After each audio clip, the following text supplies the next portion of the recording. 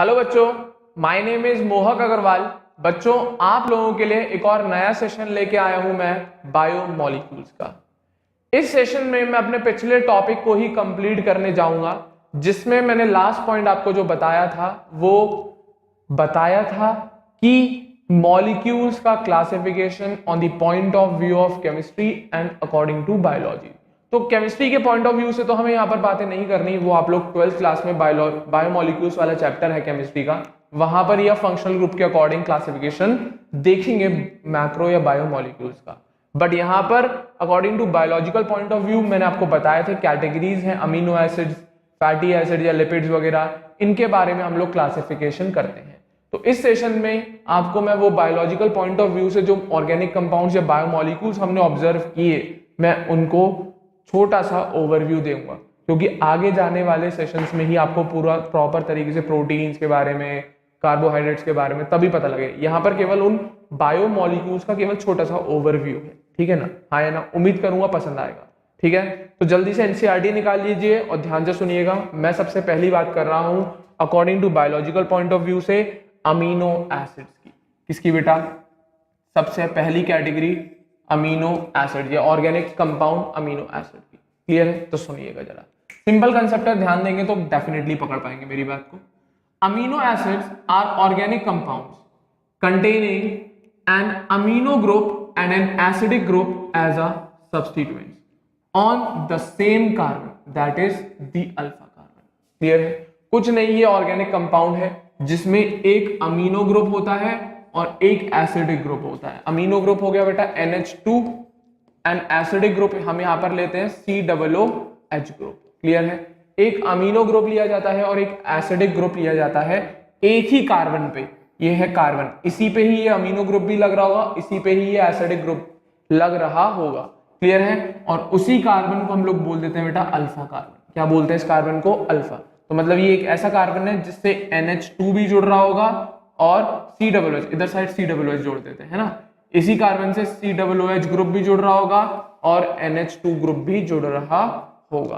Clear है? और इस कार्बन को हम बोलेंगे अल्फा कार्बन। क्या बोलेंगे? Alpha carbon. हाँ या ना? तो ये कंडीशन है। ऐसे ऑर्गेनिक कंपाउंड जिनमें अमीनो और एसिडिक ग्रुप दोनों प्रेजेंट होते हैं एज अ सब्स्टिट्यूएंट, वो भी एक ही कार्बन पे, और उस कार्बन को हम क्या नाम देते हैं? Alpha carbon. और इसी वजह से इन अमीनो एसिड्स को बोला जाता है अल्फा अमीनो एसिड्स। क्या बोला जाता है बेटा? Alpha amino acids.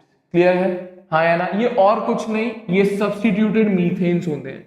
These are called substituted methanes. इन अल्फा अमीनो एसिड का नाम है, क्वेश्चन बनता है सब्स्टिट्यूटेड मीथेन। बेटा मीथेन का फॉर्मूला होता है बेटा CH4, एक कार्बन पे 4 हाइड्रोजन लगे हुए होते हैं, बट अल्फा अमीनो एसिड पे एक कार्बन पे 4 हाइड्रोजन नहीं होते।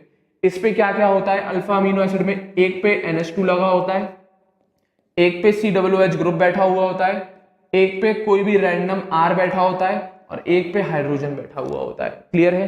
तो ये कंडीशन बता रहा है ये एक मीथेन का मॉलिक्यूल है। अगर यहाँ पे चारों H लगा दूं that will be a methane, but अब एक कार्बन से NH2, COOH, R और H ये सब क्या एज अ सब्स्टिट्यूएंट ज्वाइन हुए, एज अ सब्स्टिट्यूएंट। सब्स्टिट्यूएंट का मतलब होता है बेटा साइड ब्रांच। ऐसा लग रहा है इस कार्बन पे ही साइड ब्रांच की तरह लटके हुए हैं। क्लियर है? तो इसी वजह से इन अल्फा अमीनो एसिड, यही है आपका alpha amino acid, amino acid. Clear है? तो यही कंडीशन है इसी टाइप के मॉलिक्यूल को, क्योंकि ये मीथेन के डेरिवेटिव जैसे लग रहे हैं, इसीलिए हम बोल देते हैं क्या? अल्फा अमीनो एसिड्स और कुछ नहीं, दीज आर सब्स्टिट्यूटेड मीथेन्स। मतलब एक मीथेन के मॉलिक्यूल में से हाइड्रोजन हटा के हमने NH2, R या COOH या H ग्रुप लगा दिया गया है। क्लियर है? हाँ या ना? That's it. ये सिंपल सी कंडीशन है। ये बेसिक सा फॉर्मूला है अल्फा अमीनो एसिड का। एक ही कार्बन पे अमीनो ग्रुप, एसिडिक ग्रुप, और R कोई भी रैंडमली हो सकता है, इथाइल, मिथाइल, प्रोपाइल, XYZ कुछ भी, और हाइड्रोजन तो हाइड्रोजन है ही। तो ये कंडीशन है अल्फा अमीनो एसिड की। इसी वजह से इन्हें हम सब्स्टिट्यूटेड मीथेन्स का भी नाम दे देते हैं। क्लियर है? हाँ या ना? अब आगे जाके वही बताया गया, तो सुनना जरा। There are 4 substituent group occupying the 4 valency positions. Carbon की 4 वैलेंसी होती है, उम्मीद कर रहा हूं पता होना चाहिए, बचपन से पढ़ाते हैं, ठीक है ना? तो ये बोल रहा है यहाँ पर 4 सब्स्टिट्यूएंट होते हैं एक कार्बन के, डेफिनेटली उसकी चारों वैलेंसी ऑक्यूपाई करते हैं, जो कि कौन कौन है? एक है हाइड्रोजन, मान लो यहाँ पे लगा दिया, एक है carboxylic group that is COOH group, एक है amino group that is NH2 group, और एक है वेरिएबल ग्रुप जिसको हम लोग आर से डिनोट करते हैं, इसको कहते हैं हम वेरिएबल ग्रुप। क्या? Variable group. ढंग से लिख दूं थोड़ा तो समझ में आ जाएगा, अभी तो पता नहीं क्या चील को उड़ा दी मैंने, कोई बात नहीं, ध्यान से देखिएगा। वेरिएबल ग्रुप, क्लियर है? हाँ या नहीं? ये आर और कुछ नहीं, वेरिएबल मतलब ये तीनों कांस्टेंट रहेंगे, इसमें वेरिएशन आएंगे क्योंकि आर कुछ भी हो सकता है, CH3 भी हो सकता है, C2H5 हो सकता है, it is also a hydrogen, ये हाइड्रोजन भी हो सकता है, या CH3OH या CH2OH, नॉट CH3OH, CH2OH भी हो सकता है। क्या हो सकता है? CH2OH, यहां से वैलेंसी ज्वाइन होगी, ये भी हो सकता है, ये भी हो सकता है, ये भी हो सकता है, ये भी हो सकता है। It is a variable group, it is a variable. तो एक कार्बन की चारों वैलेंसी इन सब्स्टिट्यूएंट्स ने ऑक्यूपाई कर रखी है। कौन कौन? Hydrogen, carboxylic group, amino group and most important variable group. Clear है? जिसको हम किससे डेजिग्नेट करते हैं? आर से। किससे डेजिग्नेट करते हैं बेटा? आर। और यही आर बदलेगा, अमीनो एसिड का नाम बदलेगा। इसी आर के बदलने से हम डिफरेंट अमीनो एसिड्स के बारे में बात करते हैं। तो वही लिखा है, based on the nature of R group there are many amino acids. तो इसी आर ग्रुप के बदलने के साथ साथ बहुत सारे डिफरेंट टाइप के अमीनो एसिड्स हम लोग पढ़ते हैं, बट जो मोस्ट प्रोबेबली है, जो प्रोटीन्स बनाने में काम आते हैं, वो केवल 20 टाइप के अमीनो एसिड्स हैं। तो वही लिखा है, however those which occur in proteins are only of 21 type. कितने बेटा? 21 टाइप के हैं। कितने? 21 टाइप के हैं। कितने हैं? मात्र 21। हो सकते हैं वेरिएबल बहुत सारे हैं amino acid, but her amino acid protein बनाने में हेल्प नहीं करते। मात्र इस बड़ी वैरायटी में से मात्र ऐसे गिने चुने 21 अमीनो एसिड हैं जो प्रोटीन्स बनाने में हेल्प करते हैं। That's it. ये कंडीशन है भैया अमीनो एसिड। क्लियर है? हाँ या ना? ये बेसिक सी कंडीशन है अमीनो एसिड की। क्लियर है? याद रखेंगे कितने यूजफुल है प्रोटीन के लिए, मात्र 21। क्लियर है? तो वही लिखा है, the R group in these proteinaceous amino acid could be hydrogen. अब प्रोटीनेशियस जो प्रोटीन बनाने में अमीनो एसिड है उनके एग्जांपल बता रहा हूं थोड़े बहुत। आपके 20 अमीनो एसिड की जो लिस्ट है वो आपकी 12th की केमिस्ट्री की सेकंड पार्ट में बायोमोलिक्यूल चैप्टर है उसमें दे रखी है पूरी लिस्ट। क्लियर है? बट यहाँ पे 3-4 ही है, मैं वही बताऊंगा, ज्यादा नहीं डिटेल में लूंगा। तो the R group in these proteinaceous amino acid could be, जो एग्जांपल है आपको वही रटने, hydrogen, methyl group and hydroxy methyl group. तो इस बेसिस पर नाम दे रखे। तो सुनना जरा, ये कंडीशन है, ये एक H है, एक COOH है, एक NH2 है। अब यहां पे वेरी कर रहा हूं, एक बार क्या लगाया है हमने? हाइड्रोजन लगाया है, तो इसका नाम क्या दे दिया हमने? ग्लाइसिन। कौन सा अमीनो एसिड है? GLYCINE, glycine. दूसरी बार क्या लगाया? मिथाइल ग्रुप लगाया यहाँ पे, कार्बन पे हाइड्रोजन वापस से वही, COOH वापस से वही, NH2 वापस से वही। अब यहां पर हमने क्या लगा दिया? CH3। This is serine, sorry not serine, this is alanine. क्या? एलानीन। अब H आ रहा है तो ग्लाइसिन है, CH3 आ गया तो एलानीन। बदल गया? नहीं बदल गया अमीनो एसिड? तो R बदलेंगे अमीनो एसिड बदलेगा। क्लियर है? तो जब हाइड्रोजन लगता है तो क्या बनता है? ग्लाइसिन। मिथाइल लगता है तो एलानीन, और हाइड्रोक्सी मिथाइल लगता है तो सीरीन बनता है। कितना बनता है? सीरीन। हाँ या ना? उन 20 अमीनो एसिड में से 3 एग्जांपल मैंने आपको दे दिए। अगर 21 के करीब देखने हैं तो आप 12th की केमिस्ट्री की सेकंड पार्ट बायोमोलिक्यूल वाले चैप्टर में जाके देख सकते हैं, वहां मिल जाएंगे आपको।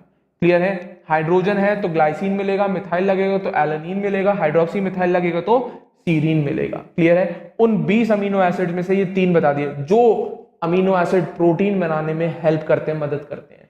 क्लियर है? इनके डायग्राम नीचे बना रखे हैं, ये रहे, ग्लाइसिन, एलानीन। आप सीरीन अपनी बुक्स में भी देख सकते हैं। क्लियर है? आर ग्रुप मेंशन कर रखा है इन्होंने, ये रहा, ये आर ग्रुप है, ये बदला है, H लगाया, एक बार CH3 लगाया, एक हाइड्रोक्सी मिथाइल ग्रुप CH2OH। ठीक है ना?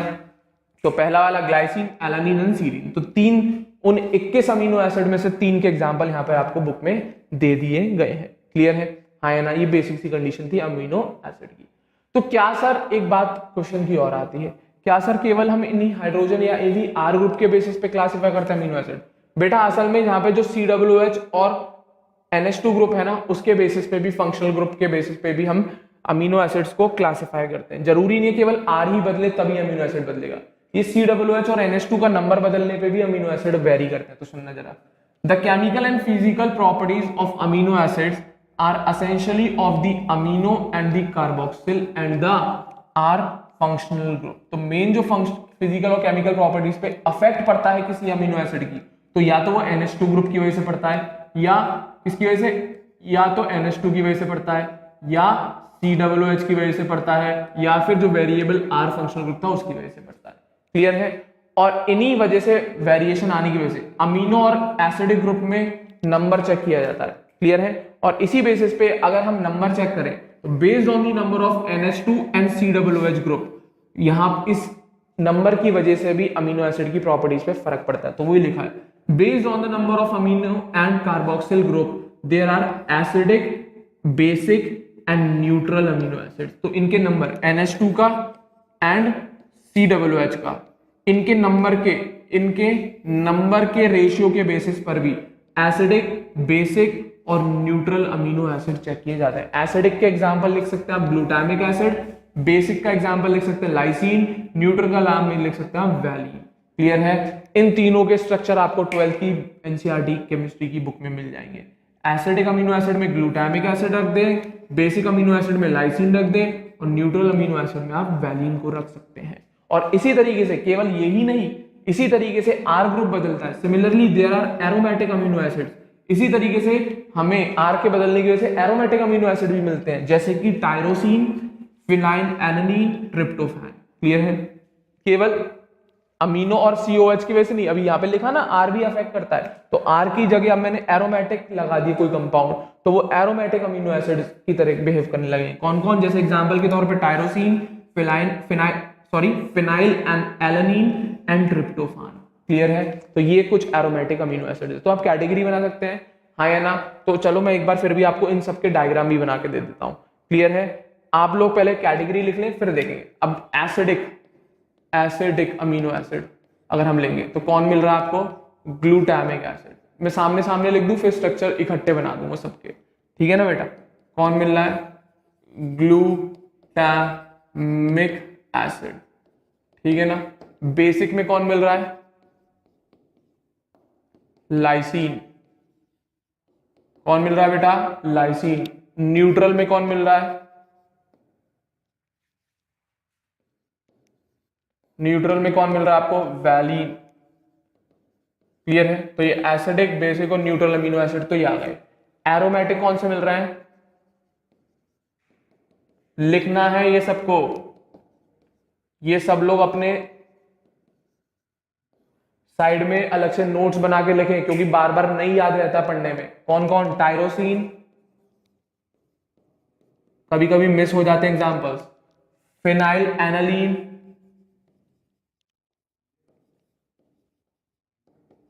And last very important tryptophan. क्या? ट्रिप्टोफान।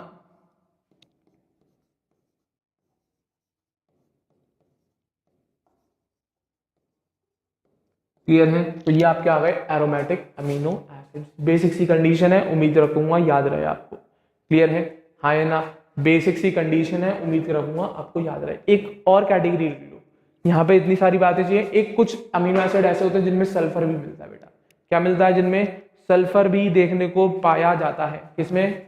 कुछ ऐसे अमीनो एसिड्स हैं जिसमें सल्फर भी पाया जाता है। एक बार क्वेश्चन आया हुआ है, वो भी लिखा दूं, जगह नहीं है, मैं रफ करके लिखूंगा बेटा। ठीक है ना? Sulphur containing amino acid.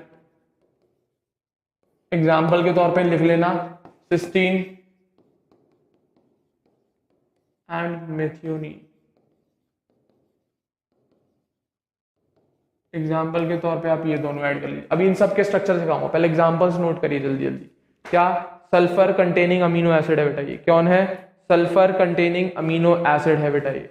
कौन है? सल्फर कंटेनिंग अमीनो एसिड है। उम्मीद करूंगा याद रहे। हाँ या ना?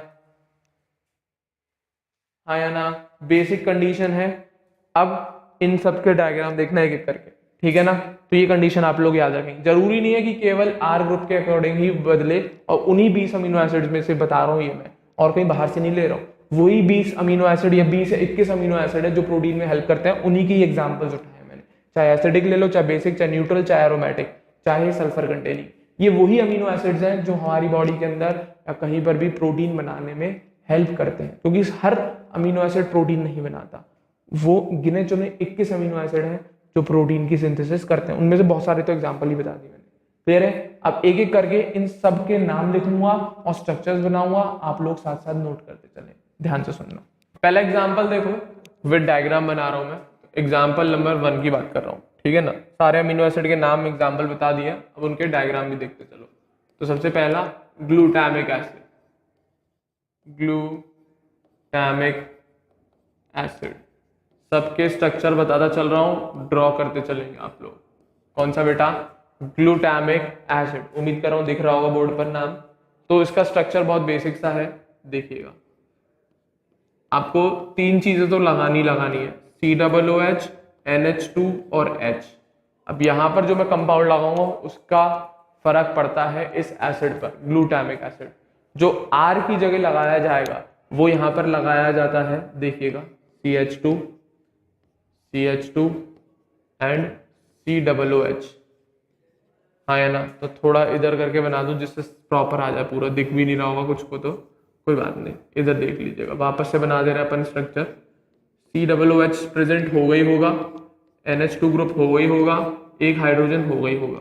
यहाँ पर जो आएगा उसके बेसिस पे ये स्ट्रक्चर बन जाएगा ग्लूटामिक एसिड का, COOH। This is the formula of and structure of glutamic acid. ये आने की वजह से बदल गया। अब उम्मीद कर रहा हूं एक चीज आप रिलेट कर पा रहे होंगे। इस मॉलिक्यूल में देखो किसका नंबर ज्यादा है, COOH का। किसका? देख कितने, 2, और अमीन ग्रुप का कितना, अमीनो ग्रुप का 1। तो एसिडिक अमीनो एसिड हो गया बेटा। कैसा हो गया ये? Acidic amino acid. बताया था कैटेगरी कि एसिडिक अमीनो एसिड में COOH का नंबर वेरी करेगा और NH2 का। तो COOH का नंबर ज्यादा हो गया तो एसिडिक ग्रुप आ गया बेटा। कौन सा ग्रुप आ गया? Acidic group. अब इसी तरीके से बेसिक अमीनो एसिड का एग्जाम्पल कौन दे रखा है? लाइसिन। उसका नाम सुनना बेटा, एग्जाम्पल नंबर 2। उसका स्ट्रक्चर देखो, लाइसिन। ठीक है बच्चे, लाइसिन का स्ट्रक्चर देखना। वापस से कॉमन क्या आएगा? COOH, NH2 and hydrogen. बदलेगा कौन? उम्मीद कर रहा हूं R दिख रहा होगा बदलता हुआ। कौन बदलेगा यहाँ पे बेटा? R बदलेगा। कौन बदलेगा? R। अब R की जगह क्या आएगा वो देखना जरा, यहां पर बना दूं, बन जाएगा। तो देखिएगा, CH2, एक और CH2, एक और CH2, 1 2 3, एक और CH2। ठीक है, 3 तो CH2 आ जाएंगे, एक NH2 आ जाएगा। हाँ या ना? 4 CH2, सॉरी नॉट 3, 4 CH2, एक NH2। इसको मैं शॉर्ट करके लिख दे रहा हूं आपके लिए, इसको मैं शॉर्ट करके लिख दे रहा हूं। मैं इसको लिख दे रहा हूं CH2 का होल 4 NH2। ठीक है ना? हाँ या ना? मतलब 4 CH2 आएंगे, एक NH2। देख लीजिए आप, कौन सा अमीनो एसिड है? लाइसिन। पहला कौन सा? ग्लूटामिक। ये कैसा था? एसिडिक। रीजन? COOH ग्रुप ज्यादा है। ये कैसा है? बेसिक। रीजन देख ले, NH2 ग्रुप ज्यादा है COOH से। तो एसिडिक अमीनो एसिड ग्लूटामिक का ये स्ट्रक्चर है, लाइसिन का ये स्ट्रक्चर है। ये उन्हीं 21 अमीनो एसिड में से चल रहे हैं जो प्रोटीन सिंथेसिस में हेल्प करते हैं। क्लियर है? कॉपी मारो जल्दी से। इसके बाद हम बात करेंगे न्यूट्रल अमीनो एसिड, वैलीन की। किसकी बेटा? वैलीन। बहुत प्यारा स्ट्रक्चर है वैलीन का भी, देखिएगा। इरेज कर रहा हूं, ध्यान से सुन लिया होगा, देख भी लिया होगा। चले तीसरा एग्जाम्पल। ये सारे एग्जाम्पल जरूरी है भाई, पेपर में पूछे जा सकते हैं, क्योंकि केमिस्ट्री की बुक में सब बन रहे हैं, बट स्टिल यहाँ पर जो एग्जाम्पल्स दे रखे हैं उनको तो अपन कवर कर ही लेते हैं। वैलीन। कौन सा लीन? वैलीन। ठीक है ना? वापस से कॉमन बनाओ, COOH तो बनेगा ही बनेगा, NH2 बनेगा ही बनेगा, H बनेगा ही बनेगा। अब यहाँ पर जो है वो बदलेगा। यहाँ पर आता है बेटा CH, CH3, CH3, इस तरीके से बैठा होता है। क्लियर है? This is the structure of valine. इसमें जितने अमीनो ग्रुप है उतने ही एसिडिक ग्रुप है। तो न्यूट्रल अमीनो एसिड। कैसा बेटा? Neutral amino acid. उम्मीद कर रहा हूं दिख रहा होगा आपको। कौन सा अमीनो एसिड बेटा? Neutral amino acid. बेसिक से एग्जांपल है। क्लियर है? तो उम्मीद कर रहा हूं ग्लूटामिक, लाइसिन और वैलीन क्लियर होगा। ठीक है, अब बात कर रहे हैं हम एरोमेटिक की। किसकी? एरोमेटिक। तो उसके लिए मैं इरेज कर दूं, फिर रफ करके बनाऊंगा पूरा। सबसे पहला एग्जाम्पल, थर्ड फोर्थ हो गया, अब एग्जाम्पल नंबर 4। पहला कौन दे रखा है एरोमेटिक में? टायरोसिन। कौन बेटा? टायरोसिन। ठीक है ना? अब इसका स्ट्रक्चर देखो, कॉमन बना ले पहले। कौन? COOH, ये तो बनेंगे ही बनेंगे भाई। NH2 और H बदलेगा कौन? यहाँ पर जो R बैठेगा वो बदलेगा, हाँ या ना? यहाँ पर जो R बैठेगा वो बदलता है भैया। कौन? R। जो R ग्रुप लगेगा उसके बेसिस पे एसिडिक बेसिक वगैरह बताएं, उसी के बेसिस पे हम लोग एरोमेटिक की भी बात कर रहे हैं। तो यहाँ पर जो R बैठता है वो ये रहा, CH2 C6H4OH, और ये OH पैरा पोजीशन का होता है, पैरा OH होता है ये। असल में इसका डायग्राम अगर मैं बनाऊं, केवल इस वाले पोर्शन का डायग्राम बना रहा हूं, उसको आप ज्वाइन कर लीजिएगा। क्लियर है? ये एरोमेटिक है C6H4, कुछ इस तरीके से स्ट्रक्चर होता है, देखना जरा ध्यान से, इंपॉर्टेंट चीज बता रहा हूं। टायरोसिन का ये C6H4 बना के दिखा रहा हूं आपको, कुछ इस तरीके से स्ट्रक्चर है बेटा ये।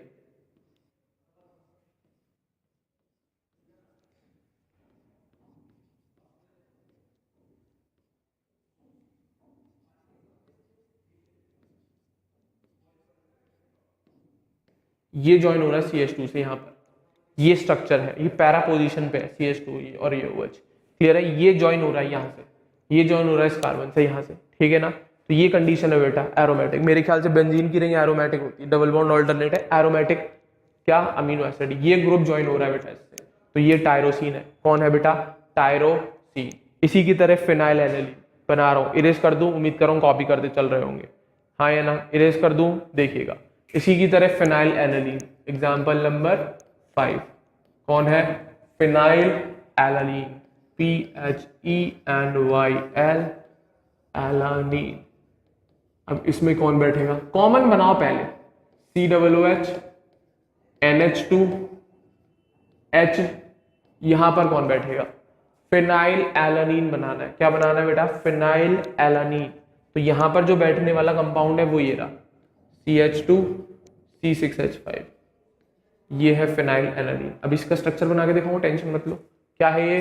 Phenyl alanine. क्या? Phenyl aniline. क्लियर है? Alanine, sorry not aniline, alanine. अब ये कैसे दिखेगा? ये ऐसे दिखेगा, देखिएगा जरा, कार्बन कार्बन कार्बन, इधर भी और एक इधर भी, ठीक है ना? डबल बॉन्ड बना लिया ऑल्टरनेट, बिल्कुल। एक CH2 बिठा दिया, हाइड्रोजन 1 2 3 4 5, C6H5 CH2 यहां से जुड़ जाएगा ये। क्लियर है? This is the case of phenyl alanine. ये इसका स्ट्रक्चर बनाया है ये मैंने, ठीक है ना? ये ज्वाइन हुआ है तो एरोमेटिक कंपाउंड आ गया ये भी।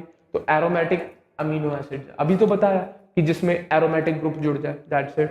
क्लियर है? लास्ट वेरी इंपॉर्टेंट, थोड़ा टिपिकल डायग्राम है तो वो सुनना जरा, उसको तो जरूर ध्यान से देख के बनाइएगा। 6 ट्रिप्टोफान, ट्रिप्टोफान, ठीक है, चेक कर लीजिएगा, मेरे ख्याल से सही है। TRYPTOPHA, tryptophan. इसमें क्या कॉमन बनाओ पहले, क्लियर है? COOH H, sorry NH2 H, यहां से कौन जुड़ेगा? यहां से जो जुड़ने वाला है बेटा उसको मैं अलग से बना दे रहा हूं, फिर आप उसको ज्वाइन कर लीजिएगा, ठीक है ना? यहां से जो ज्वाइन होगा R, उसको मैं अलग से ड्रॉ करके दे दे रहा हूं आप लोगों के लिए, उसको आप ज्वाइन कर लीजिएगा, ठीक है ना? हाँ या ना? मैं नीचे बना दे रहा हूं उसके लिए।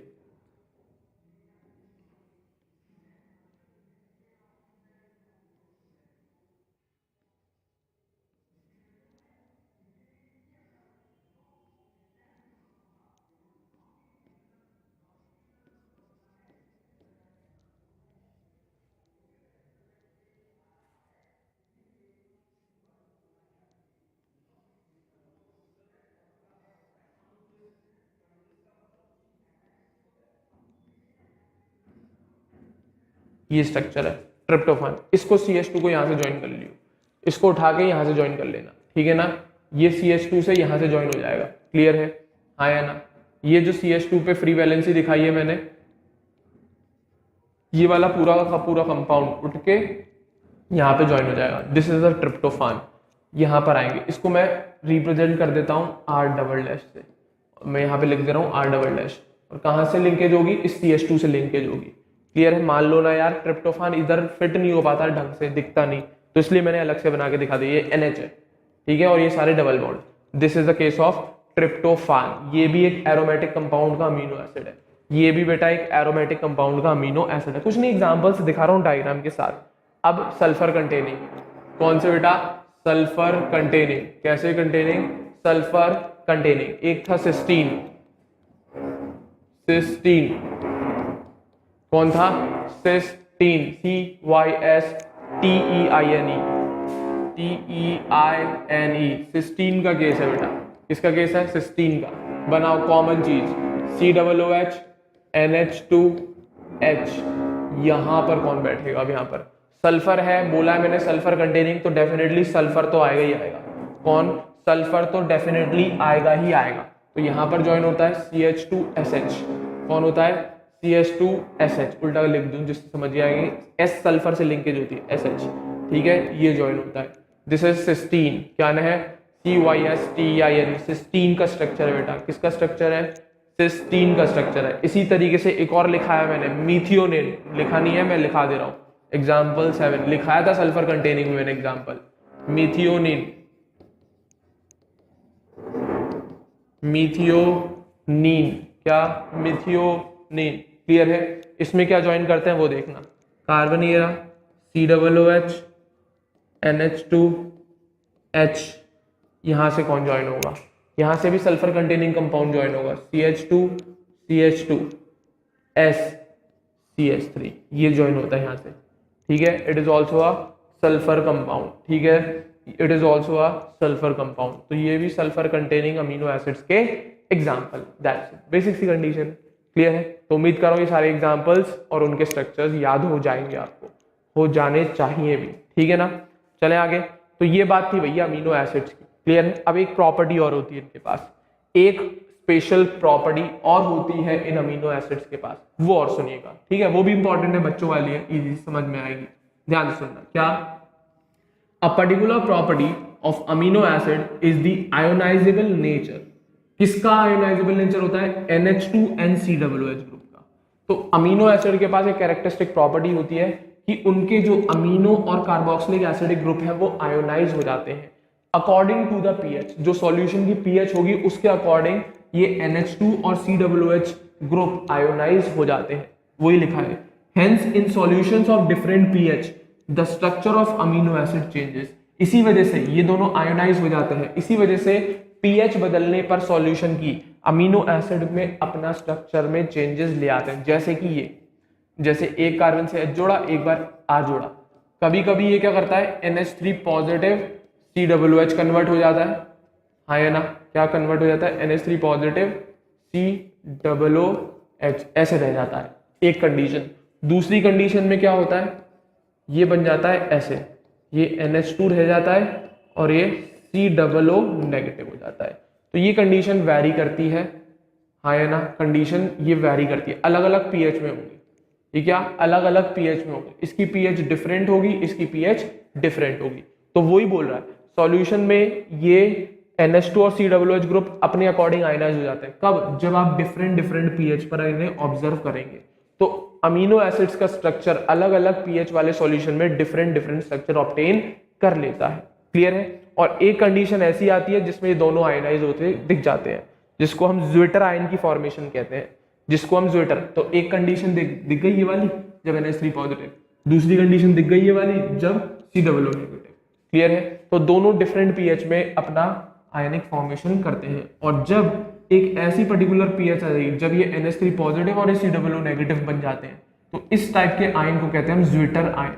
क्या कहते हैं बेटा, ज्विटर आयन की फॉर्मेशन, जिसमें पॉजिटिव और नेगेटिव दोनों पोल क्रिएट हो जाए। ये कैपेबिलिटी अमीनो एसिड्स के पास ही होती है, क्योंकि इसका NH2 ग्रुप भी आयनाइज हो सकता है, COOH ग्रुप भी आयनाइज हो सकता है, क्लियर है। तो इसी वजह से एक न्यूट्रल पॉइंट पर, एक ऐसी पीएच पर ज्विटर आयन की फॉर्मेशन हो जाती है, जिसमें COOH तो अपना H लूज कर लेता है और NH2 अपना H प्लस गेन कर लेता है। This is called a zwitter ion, this is called a zwitter ion. याद करिएगा, इंपॉर्टेंट क्वेश्चन है, क्लियर है, हाँ या ना, याद करिएगा, इंपॉर्टेंट क्वेश्चन है। तो ये प्रॉपर्टी अमीनो एसिड्स के पास ही होती है, किसके पास, अमीनो एसिड्स के पास ही होती है। और ये कंडीशन डिफरेंट डिफरेंट पीएच में देखी जाती है, डिफरेंट डिफरेंट पीएच पर देखी जाती है। तो ये कंसेप्ट है भैया अमीनो एसिड का, सिंपल सी कंडीशन थी। उम्मीद कर रहा हूं यहाँ पे जो डायग्राम बन रहे थे वो भी क्लियर होंगे, क्लियर है। सारे अमीनो एसिड्स के नहीं थे, थोड़े बहुत ही थे, ये रहे, हाँ या ना। बाकी सारे स्ट्रक्चर्स मैंने बता दिए, वहां पर भी R ही बदला था मैंने, यहाँ पर भी R बदला है, क्लियर है, हाँ या ना। तो ये बात हुई अमीनो एसिड्स की। इसके बाद अपन बात करेंगे, इसमें सारी चीजें नहीं है, शुगर्स के बारे में बता रखा, अभी देखेंगे आगे जाके, ठीक है ना। अब हम बात करेंगे इसके बाद लिपिड्स की। ये बन रहे हैं ना fatty acids, these are lipids, ये सब लिपिड्स के स्ट्रक्चर है, फैट एंड ऑयल्स लिपिड्स की बात करेंगे अब हम, ठीक है ना। तो ये तो बात हुई केवल अमीनो एसिड्स की। अब दूसरे कंपोनेंट की बात कर रहा हूं on the point of view of biology, lipids, ध्यान से सुनना उसे, ठीक है ना बेटा। लिपिड्स का देखो, lipids are generally water insoluble, ये ऐसे कंपाउंड्स हैं जो पानी में डिसॉल्व नहीं होते, इनसॉल्युबल, हाई मॉलिक्यूलर वेट के कंपाउंड्स होते हैं बेटा। कैसे होते हैं, हाई मॉलिक्यूलर वेट वाले कंपाउंड्स होते हैं। तो लिपिड्स आर ऐसे कंपाउंड्स जो कि वाटर में इनसॉल्युबल होते हैं। चले आगे। अब इनका स्ट्रक्चर क्या होता है, क्या मॉलिक्यूलर फॉर्मूला, क्योंकि हम एनालिटिकल एनालिसिस जो भी कर रहे हैं वो सब क्या फॉर्मूला स्ट्रक्चर पता लगाने के लिए तो करे जा रहे हैं। तो लिपिड का स्ट्रक्चर डेफिनेटली पता लगाया होगा। तो क्या होते हैं इनका स्ट्रक्चर, तो सुनना, lipids could be simple fatty acid. अब फैटी एसिड क्या होता है बेटा, और कुछ नहीं, कार्बोक्सिलिक एसिड को कहते हैं हम, RCOOH, इनको हम कहते हैं फैटी एसिड्स। क्या कहते हैं, कार्बोक्सिलिक एसिड को कहते हैं, और यही लिपिड को रिप्रेजेंट कर रहा है। तो वही बोल रहा है, lipids could be simple fatty acid. Clear है। फैटी एसिड को आगे एक्सप्लेन किया है। A fatty acid has a carboxyl group attached to an R group. R is called alkyl group. इसको कहते हैं हम लोग alkyl radical. ऑर्गेनिक केमिस्ट्री का टर्म है alkyl radical, ठीक है ना।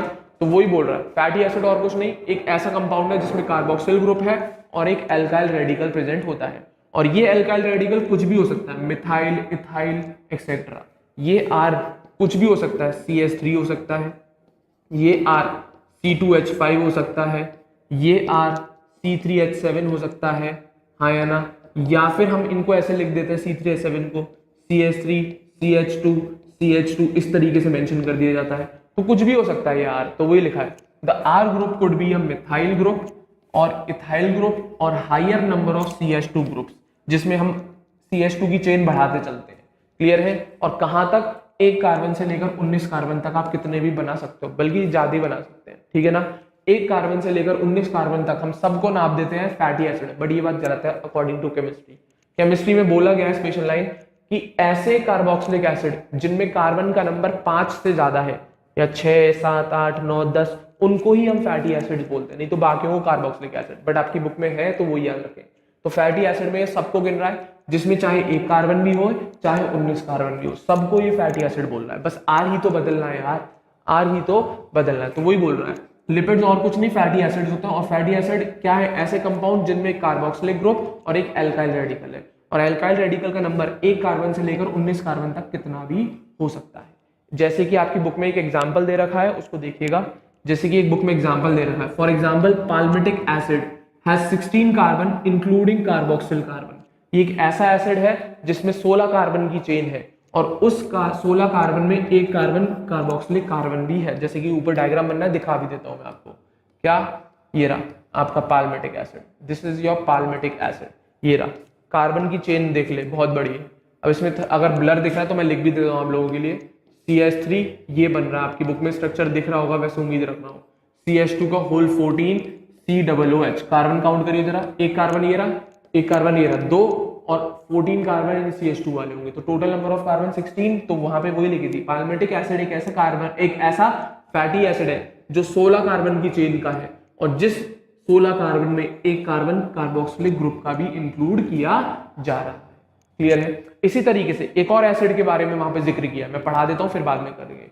एराकिडोनिक एसिड, देखो जरा पॉइंट में, arachidonic acid has 20 carbon atom including the carboxylic carbon. तो बिल्कुल पाल्मिटिक एसिड की तरह वहीं पे स्ट्रक्चर बना हुआ डायग्राम के साथ। एराकिडोनिक एसिड में बेटा 20 कार्बन की चेन मिलती है, तो मतलब उसका फॉर्मूला कैसा होगा वो भी लिख देता हूं मैं आपके लिए। एराकिडोनिक एसिड CH3 CH2 का होल 18 COOH, देख जरा 20 कार्बन है, काउंट कर, एक COOH वाला कार्बन, एक CH3 वाला कार्बन, 2 और 18 20। क्लियर। तो वही बोला 20 कार्बन का फैटी एसिड है जिसमें एक कार्बन कार्बोक्सिलिक ग्रुप का भी होगा। बट क्वेश्चन कैसे उठ के आता है, ये पाल्मिटिक नहीं है, ये एराकिडोनिक एसिड है। ये कौन सा है, arachidonic acid, it is not a palmitic. Palmitic acid केवल यही है, CH3 CH2 को होल 14 COOH। क्लियर है, this is arachidonic acid. Palmitic acid कितने कार्बन का है? 16 कार्बन का है। और ये कितने कार्बन का है?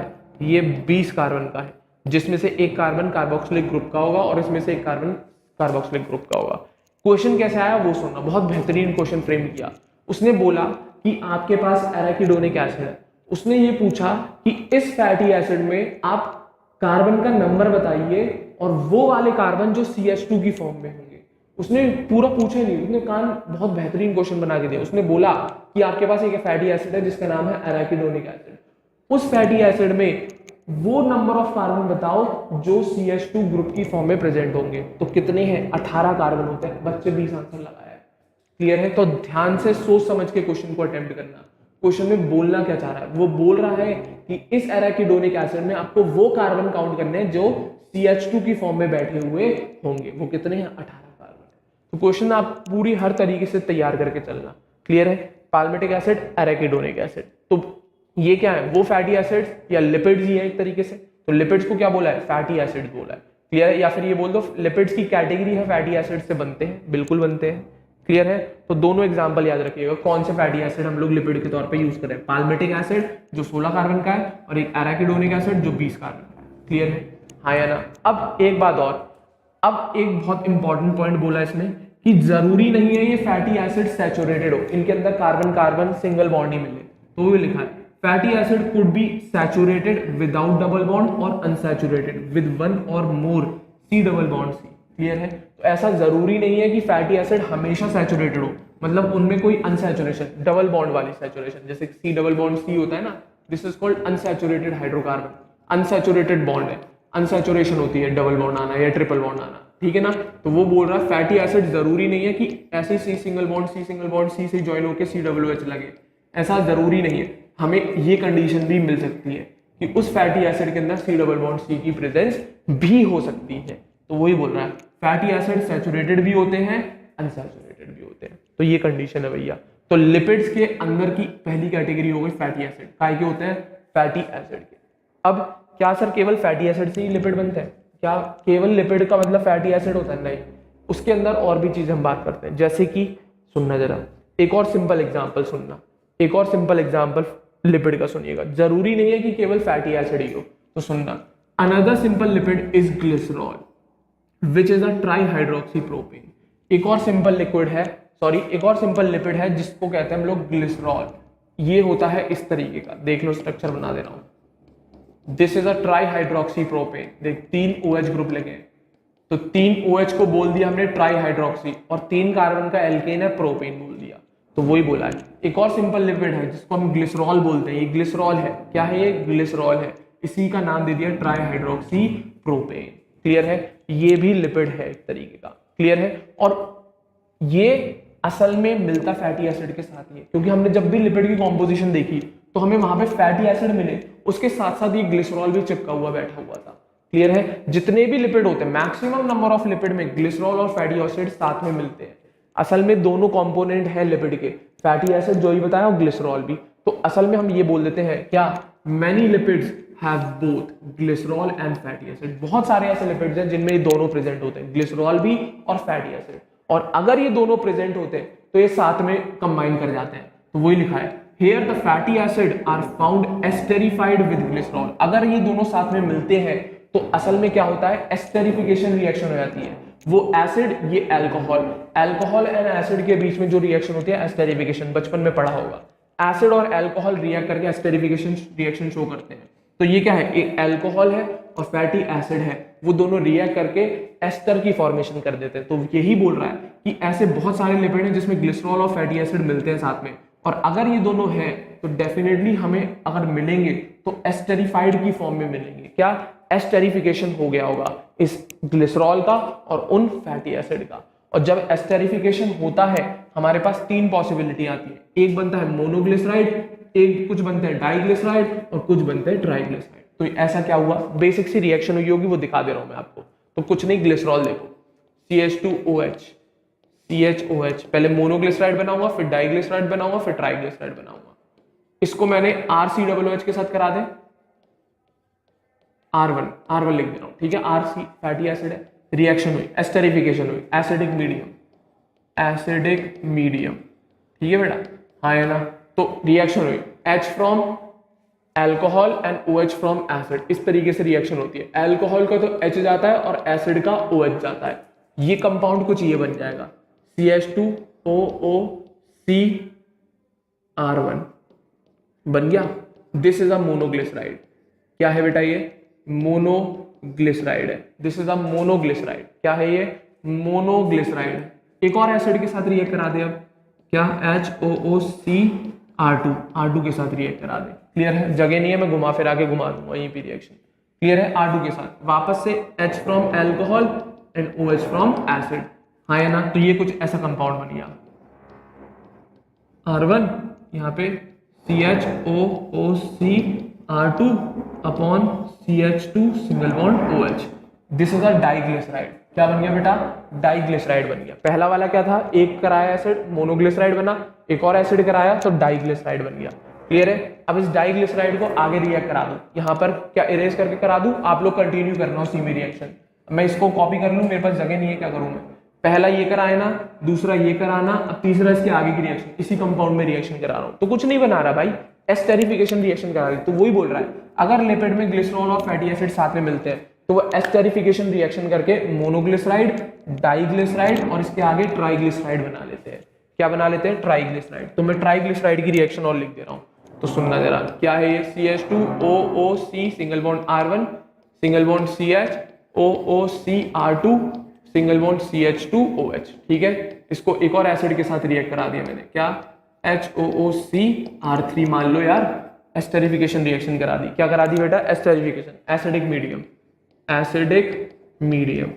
ठीक है ना? हाँ है ना? H from alcohol and OH from acid बनाओ। अब क्या बना?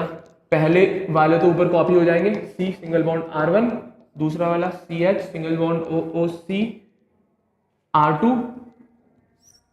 CH सिंगल बॉन्ड OOCr2 और लास्ट वाला और आ जाएगा CH2 सिंगल बॉन्ड OOCr3। ये आपका आ गया ट्राइग्लिसराइड। क्या आ गया बेटा? ट्राइग्लिसराइड। तो यही बोल रहा है, अगर किसी लिपिड में ग्लिसरॉल और फैटी एसिड साथ में मिलते हैं तो वो या तो ट्राइग्लिसराइड की फॉर्म में मिलेंगे, या मोनोग्लिसराइड की फॉर्म में मिलेंगे, या डाइग्लिसराइड की फॉर्म में मिलेंगे। तो ग्लिसरॉल भी एक कंपोनेंट है लिपिड का। तो ऊपर आपके बुक में डायग्राम भी बनना है। बुक में केवल आपको ट्राइग्लिसराइड बना के दिया है इन्होंने, ये रहा ट्राइग्लिसराइड। मैंने आपको तीनों बता दिए, मोनो भी बनता है, डाई भी बनता है और ट्राई भी बनता है। तीनों आपको ग्लिसराइड के, इसने डायरेक्ट आपको ट्राइग्लिसराइड बना के दिया है। एक एक हटा लेना यार, मोनो और डाई बन जाएंगे अपने आप। क्लियर है? तो ग्लिसरॉल ये रहा, ट्राइग्लिसराइड, मोनो और डाइग्लिसराइड मैंने अभी बनाया आपके लिए। ठीक है, फैटी एसिड और इनका अगर साथ में प्रेजेंट होंगे तो वो ग्लिसराइड्स की फॉर्म में प्रेजेंट होते हैं, एस्टर्स की फॉर्म में। तो ग्लिसराइड क्या है? It is an ester of glycerol and fatty acid. अब वो ट्राई हो, चाहे डाई हो, चाहे मोनो हो, तो वो है तो एस्टर ही ग्लिसराइड। चाहे वो डाई हो, चाहे वो मोनो हो, चाहे वो ट्राइग्लिसराइड हो, it is an ester of glycerol and fatty acid. Clear है? तो ये लिपिड की कॉम्पोजिशन है, या लिपिड के कंपोनेंट है, लिपिड में प्रेजेंट होते हैं ये, या ये लिपिड होता है, ये बोल दो, खत्म बात। क्लियर है? हाँ या ना? अगर प्रेजेंट होंगे साथ में तो वो एस्टर या ग्लिसराइड्स की फॉर्म में प्रेजेंट होंगे। क्लियर है? चले आगे, आगे बात सुने। अब क्या बोला? These are also called fats and oil. इन ग्लिसराइड्स को हम फैट या ऑयल के नाम से भी जानते हैं। अब फैट और ऑयल किस बेसिस पे बोलते हैं बेटा? इनके मेल्टिंग पॉइंट के बेसिस पे। किसके? फैट और ऑयल बोलते हैं हम लोग इनके मेल्टिंग पॉइंट के बेसिस पे। तो ये ग्लिसराइड्स और कुछ नहीं, फैट और ऑयल ही है, और ये मेल्टिंग पॉइंट के बेसिस पे बताते हैं हम कौन फैट है कौन ऑयल है। ऑयल्स को और फैट को डिफरेंशिएट करना है तो ऑयल का याद रखना, मेल्टिंग पॉइंट हमेशा कम होता है फैट से, इसी वजह से वो ठंड में भी लिक्विड स्टेट में मिलते हैं। घी देखना, घी जम जाता है, पर फॉर्च्यून सोया वगैरह आपके जो तेल आते हैं, ऑयल्स आते हैं, वो कभी भी जमते नहीं है। घी आप जो बनाते हैं घर पे, है ना, वो क्या जम जाते हैं, उन्हें पिघलाना पड़ता है तब यूज करते हैं, बट ऑयल्स वगैरह नहीं। रीजन, ऑयल्स के हमेशा मेल्टिंग पॉइंट कम होते हैं, किससे? फैट से। तो वही लिखा है, oils have lower melting point, जैसे gingelly oils, and hence remains as oil in winters. तो वही लिक्विड बोलना चाह रहा है ये। क्लियर है? ऑयल कभी भी जमते नहीं है ठंड के टाइम पे, क्योंकि उनका मेल्टिंग पॉइंट बहुत लो होता है। क्लियर है? हाँ या ना? अगर फैट की बात है तो घर पे आपको पता ही है, घी देख लेना, आपको पता लग जाएगा। बाबा रामदेव तो भैया बहुत बड़े प्रमोटर हैं। क्लियर है? उनके यहाँ तो घी आता ही है, तो देखना जमा हुआ आता है, उसको आपको पहले मेल्ट करना पड़ेगा तब यूज कर पाएंगे। बट ऑयल्स लिक्विड स्टेट में ही आते हैं, चाहे ठंड हो चाहे गर्मियां हो। क्लियर है? हाँ या ना? चले आगे, आगे बात करेंगे। अब कुछ ऐसे लिपिड्स भी होते हैं बेटा जिनमें फॉस्फोरस, ये पढ़ा चुका हूँ आपको जब मैंने सेल बायोलॉजी का स्टार्टिंग वाला चैप्टर पढ़ाया है, उसमें आपको मैंने सेल मेम्ब्रेन की कॉम्पोजिशन में बोला फॉस्फोलिपिड्स प्रेजेंट होते हैं और कोलेस्ट्रॉल्स प्रेजेंट होते हैं, ये सब चीजें आती है, ठीक है ना। तो फॉस्फोलिपिड्स की बात कर रहे हैं तो वही लिखा है सम लिपिड्स हैव फॉस्फोरस, जिसमें आ जाए तो फॉस्फोलिपिड हो जाएगा, and a phosphorylated organic compound in them, या तो किसी में फॉस्फोरस डायरेक्ट जुड़ा होता है या फिर कोई ऐसा कंपाउंड जिसमें फॉस्फोरस प्रेजेंट होता है वो जुड़ जाता है आगे ग्लिसरॉल में, क्लियर है। तो फॉस्फोलिपिड्स और कुछ नहीं, ऐसे लिपिड्स हैं जिनमें फॉस्फोरस की कॉम्पोजिशन होती है, या फिर कोई ऐसा ऑर्गेनिक कंपाउंड जुड़ जाए जो फॉस्फोरस कंटेनिंग ऑर्गेनिक कंपाउंड होता है, और इस वजह से इनको हम बोल देते हैं फॉस्फोलिपिड्स। क्या बोल देते हैं बेटा? फॉस्फोलिपिड्स, ऐसे लिपिड्स जिनमें फॉस्फोरस प्रेजेंट होता है। जनरली ये हमें सेल मेम्ब्रेन में मिलते हैं, किसमें पाए जाते हैं? सेल मेम्ब्रेन में। किसमें पाए जाते हैं? Cell membrane. एक बहुत बेहतरीन एग्जांपल है लेसिथिन। लेसिथिन एक बहुत बेहतरीन एग्जांपल है फॉस्फोलिपिड का, लेसिथिन। इसका डायग्राम बनना है वो दिखा रहा हूं मैं, एक बहुत ही बेहतरीन एग्जांपल है लेसिथिन, वो ऊपर बन रहा है डायग्राम। फॉस्फोलिपिड है, दिखा देते हैं, समझ में आ जाएगा क्या है फॉस्फोलिपिड। ये रहा, देखो लेसिथिन का स्ट्रक्चर बनना है बेटा, फॉस्फोलिपिड है लेसिथिन। देख जरा, ये ट्राइग्लिसराइड में से मैंने केवल लास्ट वाला चेंज किया, यहां से हटा दिया मैंने, ऊपर प्रॉपर है, ये प्रॉपर है, यहां पर बदलाव हो गया। अब ये COR3 नहीं आया, अब यहाँ पे क्या है? फॉस्फोरस का कंपाउंड आ गया। देख phosphorus, double bond O, single bond O, single bond O, single bond OH, और यहाँ पे CH2CH2N CH3 को होल से ज्वाइन हो रहा है, क्लियर है? हाँ, तो ये एक ऐसा ऑर्गेनिक कंपाउंड है, it is an organic compound, ये वाला NCH3 को बोलते हैं CH2CH2O P double bond O single bond OH, clear है? ये एक ऐसा ऑर्गेनिक कंपाउंड है जिसमें फॉस्फोरस आता है या फॉस्फेट ग्रुप आ रहा है। तो अब ये जुड़ के किसमें जुड़ गया? ग्लिसरॉल होता ना, ये इनिशियली क्या है? ग्लिसरॉल ही तो था, CH2OH CHOH CH2OH, तो इसी ग्लिसरॉल से, तो क्योंकि आपको पता है लिपिड की कॉम्पोजिशन क्या है, ग्लिसरॉल से बनता है, ठीक है ना। तो इसमें दो तो एस्टर बना दिए मैंने, और लास्ट में मैंने एक ऐसा ऑर्गेनिक कंपाउंड ले लिया जिसमें फॉस्फेट ग्रुप है। कौन सा ग्रुप है? PO4 3 नेगेटिव वाला group, PO4 3 negative phosphate group है। तो इसी वजह से ये फॉस्फोलिपिड है, और ये स्ट्रक्चर है आपका लेसिथिन का। किसका स्ट्रक्चर है बेटा? Lecithin. It is a component of a cell membrane. किसका? सेल मेम्ब्रेन का कंपोनेंट होता है, क्लियर है? चले आगे, वापस से आ रहा हूं, तो ध्यान से देखिएगा क्या बात हुई कि अगर लिपिड में फॉस्फोरस या ऐसे ऑर्गेनिक कंपाउंड आके जुड़ जाएं जो फॉस्फोरस कंटेनिंग है, तो उन लिपिड्स को हम क्या देते हैं? फॉस्फोलिपिड्स। एग्जांपल के तौर पे लेसिथिन है। और कुछ ऐसे टिश्यूज भी होते हैं बेटा, न्यूरल टिश्यूज, एग्जांपल दे रहा हूं, बहुत इंपॉर्टेंट नोट है, क्वेश्चन मार्क कर लेना। कुछ ऐसे टिश्यूज जैसे कि न्यूरल टिश्यूज, उसमें जो लिपिड प्रेजेंट होते हैं उनका स्ट्रक्चर हाईली कॉम्प्लेक्स होता है। तो कुछ ऐसे लिपिड्स हैं, कुछ ऐसे टिश्यूज हैं जहां पर लिपिड का जो स्ट्रक्चर मिलने वाला है वो हाईली कॉम्प्लेक्स मिलता है। जैसे आप सेल मेम्ब्रेन की ही बात करें तो उसमें कोलेस्ट्रॉल प्रेजेंट होता है, कोलेस्ट्रॉल इज आल्सो लिपिड। देख, हाईली कॉम्प्लेक्स स्ट्रक्चर मिलता है, एक हाईली कॉम्प्लेक्स स्ट्रक्चर पाया जाता है। तो ये कंडीशन है भैया लिपिड की, बेसिक सी फॉस्फोलिपिड, ग्लिसरॉल, ग्लिसराइड्स, ये सारी चीजें लिपिड में प्रेजेंट होती हैं, बेसिक कंडीशन है, याद होनी चाहिए, ठीक है ना। तो ये बात हो गई भैया किसकी? लिपिड की। उम्मीद कर रहा हूं अमीनो एसिड क्लियर होंगे, लिपिड्स क्लियर होंगे। अब लिविंग ऑर्गेनिजम्स में कुछ ऐसे कंपाउंड्स बताऊंगा जिसमें हेट्रोसाइक्लिक चेन भी प्रेजेंट होती है, तो वो सुनना भैया। अभी वापस आते हैं इसके ऊपर, ध्यान से समझेंगे तो सारी चीजें क्लियर हो जाएंगी। देखना क्या, living organisms have a number of carbon compound. Living organisms के पास बहुत सारे कार्बन कंपाउंड होते हैं जिसमें उनके पास हेट्रोसाइक्लिक रिंग होती है। अब ये क्या मतलब है हेट्रोसाइक्लिक रिंग?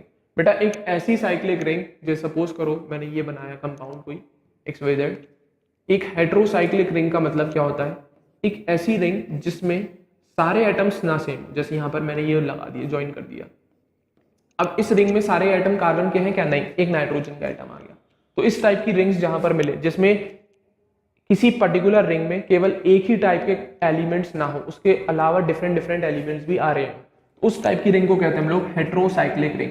तो भी बोला है, हम लिविंग ऑर्गेनिजम्स में कार्बन के कुछ ऐसे कंपाउंड्स भी मिलते हैं जिसमें उनके पास हेट्रोसाइक्लिक रिंग होती है। ऐसा टाइप का जो एग्जाम्पल है वो है बेटा नाइट्रोजन बेसिस। कुछ नाइट्रोजनस बेसिस होते हैं हमारे बॉडी के अंदर जिनमें हेट्रोसाइक्लिक रिंग वाले कंपाउंड्स मिलते हैं। नाम है उन बेसिस का adenine, guanine, cytosine, uracil and thymine. ये रटने हैं आपको, क्लियर है? ये 5 आपके क्या है?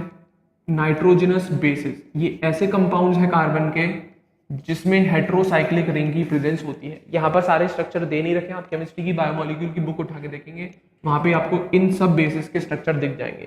यहाँ पे कुछ बेसिस के स्ट्रक्चर बन रहे हैं, जैसे कि मैं दिखा देता हूँ आपको, एडेनिन और यूरेसिल का, वो देख लीजिएगा। ये रहा, देखो ये है नाइट्रोजनस बेस। मेरे ख्याल से it is a heterocyclic ring. क्यों? देख, यहाँ पर कार्बन प्रेजेंट होगा, यहाँ पर, यहाँ पर, यहाँ पर, यहाँ पर, और उसी के साथ साथ इनकी रिंग में नाइट्रोजन भी तो मिल रहा है रिंग के अंदर, तो हेटेरोसाइक्लिक रिंग है। इसी तरीके से यहाँ पर कार्बन, यहाँ पर कार्बन, यहाँ पर कार्बन, यहाँ पर, बट कार्बन के अलावा इस रिंग में नाइट्रोजन भी तो आ रहा है, हाँ या ना?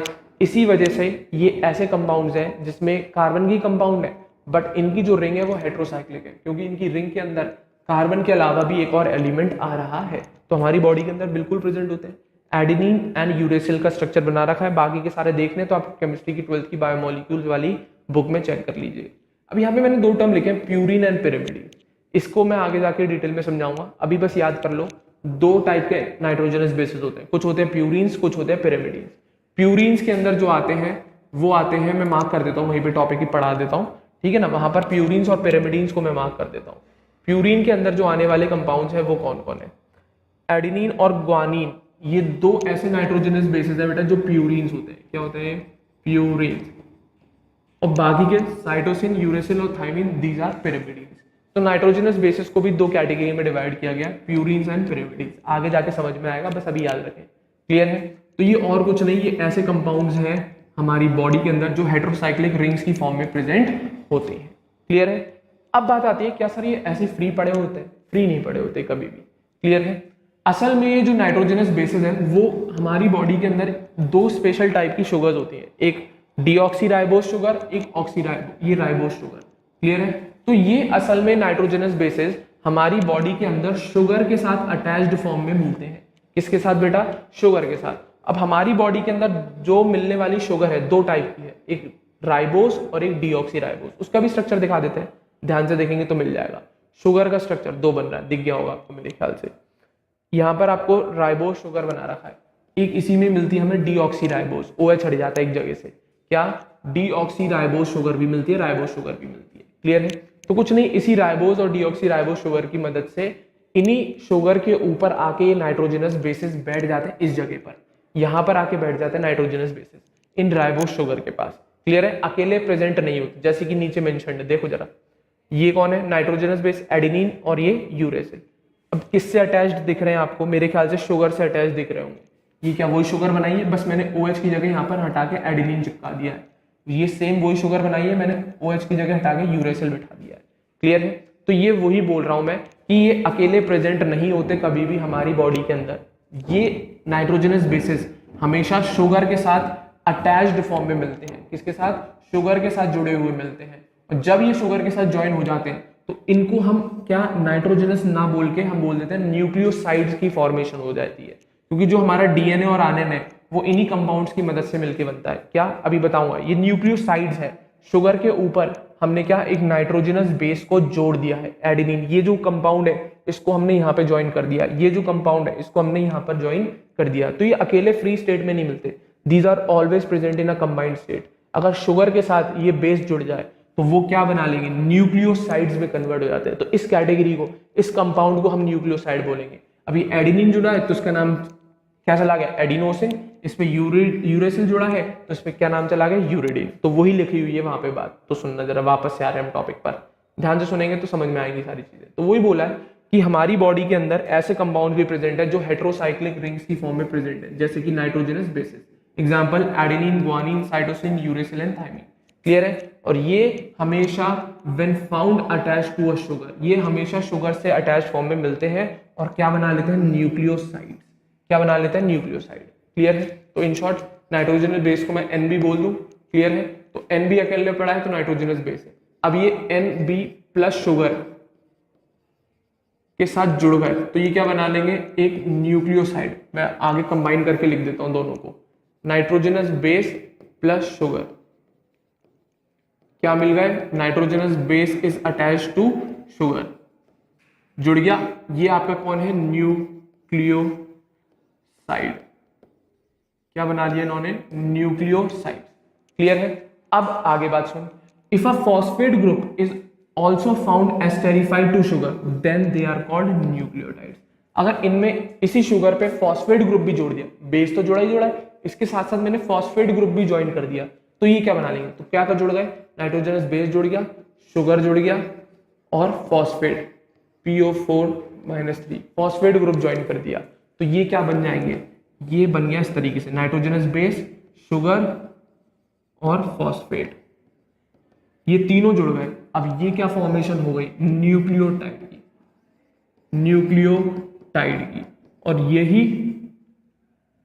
और यही बेसिक यूनिट होती है डीएनए और आरएनए की, यही बेसिक यूनिट होता है न्यूक्लियोटाइड, डीएनए और आरएनए की। तो वही बोला है, कुछ नहीं, अगर नाइट्रोजनस बेस अकेला है, शुगर के साथ जुड़ गया तो न्यूक्लियोसाइड बन गया। अब इसी न्यूक्लियोसाइड के अंदर आपने फॉस्फेट जोड़ दिया, या आप बोल दो शुगर के पास मैंने दोनों चीजें जोड़ दी, तो वो कन्वर्ट हो जाते हैं न्यूक्लियोटाइड में।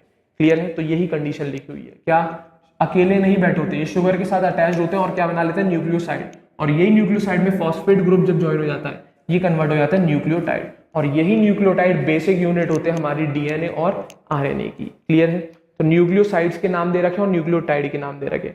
जब शुगर और नाइट्रोजन बेस जुड़ता है तो न्यूक्लियोसाइड्स बनते हैं, जैसे कि एडिनिन जुड़ा है तो एडिनोसिन, ग्वानिन जुड़ा है तो ग्वानोसिन, थाइमिन जुड़ा है तो थाइमिडीन, यूरेसिल जुड़ा है तो यूरिडीन, और साइटोसिन जुड़ा है तो साइटिडीन, क्या साइटिडीन। ये सब क्या है, न्यूक्लियोसाइड्स हैं, न्यूक्लियोटाइड नहीं है। अब इनमें फॉस्फेट ग्रुप और आके जुड़ गया, अब ये बन जाएंगे न्यूक्लियोटाइड, जैसे कि एडिनिन और फॉस्फेट है शुगर के ऊपर तो एडिनाइलिक एसिड, थाइमिन और फॉस्फेट ग्रुप है तो थाइमिडाइलिक एसिड, ग्वानिन और फॉस्फेट ग्रुप है शुगर के ऊपर तो ग्वानाइलिक एसिड, यूरेसिल और फॉस्फेट ग्रुप है तो यूरिडाइलिक एसिड, और साइटोसिन और फॉस्फेट है तो साइटिडाइलिक एसिड बन जाते हैं। और इन सबको हम क्या कहते हैं, न्यूक्लियोटाइड। क्या कहते हैं बेटा, न्यूक्लियोटाइड। और यही न्यूक्लियोटाइड इन न्यूक्लिक एसिड, जो कि कौन है, डीएनए और आरएनए की बेसिक यूनिट होते हैं, तो वही लिखा है nucleic acids like DNA and RNA consist of nucleotides only. तो न्यूक्लियोसाइड से काम नहीं चलेगा, न्यूक्लियोटाइड से मिलकर बने होते हैं ये डीएनए और आरएनए। और आपको पता है ये कौन है, डीएनए आरएनए हमारा जेनेटिक मटेरियल, ये नहीं होगा तो हम नहीं होंगे, जेनेटिक मटेरियल होता है डीएनए और आरएनए। क्लियर है, तो वहां पे रिएक्शन दिखा देता हूं तीनों की मैं, जो अभी यहां पर लिखी है आपके लिए, तो तीनों को स्ट्रक्चर के साथ। ये कौन है, नाइट्रोजनस बेसिस, अकेले प्रेजेंट नहीं रहेंगे, हेटेरोसाइक्लिक चेन्स है, अकेले प्रेजेंट नहीं रहेंगे, किसके साथ जुड़े होते हैं, शुगर के साथ, राइबोस शुगर के साथ मान लो जुड़ गए, हाँ है ना, तो जब जुड़ेंगे तो ये क्या बना लेंगे, न्यूक्लियोसाइड्स। तो ये नाइट्रोजन बेस प्लस शुगर, क्या किया यहाँ पे, नाइट्रोजन बेस प्लस किया मैंने शुगर, और क्या बन गए दोनों, प्लस किया शुगर, और क्या बन गए ये दो, न्यूक्लियोसाइड बन गए। क्या बन गए दोनों, न्यूक्लियोसाइड बन गए, it is adenosine and it is uridine. अब इसमें क्या जोड़ दिया मैंने, फॉस्फेट ग्रुप PO4 3- मान लो, ये मान लो, इसमें क्या जोड़ दिया मैंने, फॉस्फेट। अब यहाँ पे डायग्राम नहीं बनना है, बस आप बना के यहाँ पे फॉस्फेट ग्रुप इस तरीके से ज्वाइन करा लीजिएगा इसमें भी। तो फॉस्फेट ग्रुप जोड़ दिया तो क्या बन गया, न्यूक्लियोटाइड, दैट इज एडिनिन है तो एडिनाइलिक एसिड, यूरेसिल है तो यूरिडाइलिक एसिड। कौन सा एसिड, यूरिडाइलिक एसिड। और यही न्यूक्लियोटाइड बेसिक यूनिट होते हैं डीएनए और आरएनए की, दैट्स इट, खत्म बात।